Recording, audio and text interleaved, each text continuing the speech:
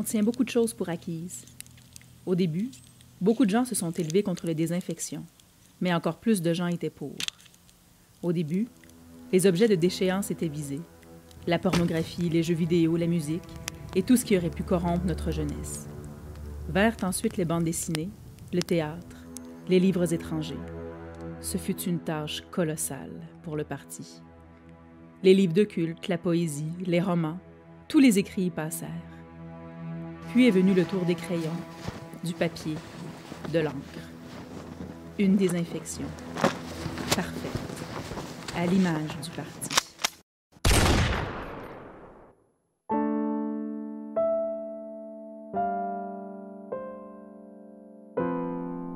Jamais je ne m'étais arrêtée à lire un livre, je sais.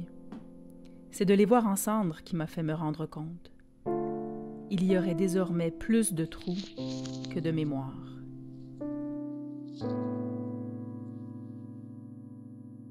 Pour les schémas, mon esprit trouve la place, mais pas pour les mots. Mes doigts sont juste bons pour assembler. Je me suis dit que peut-être que ces doigts pourraient faire quelque chose.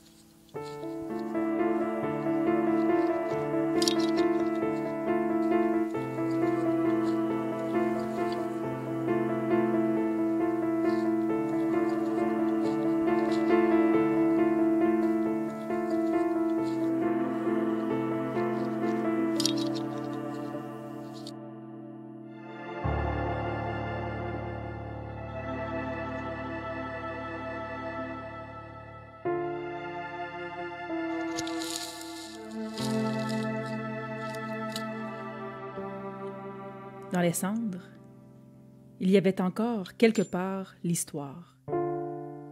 Je le savais, elle devait être là.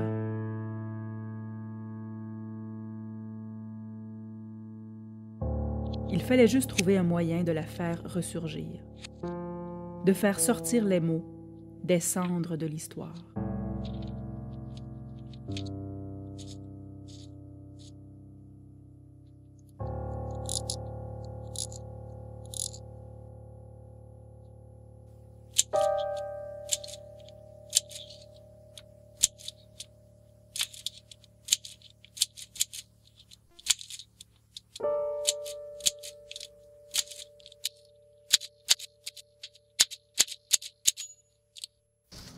Le prototype fonctionnait, mais il était trop encombrant, trop visible, trop dangereux.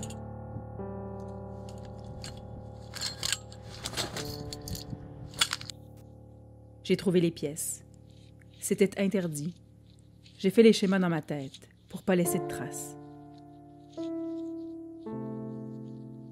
Il fallait un automate et du papier où il pourrait tout retranscrire.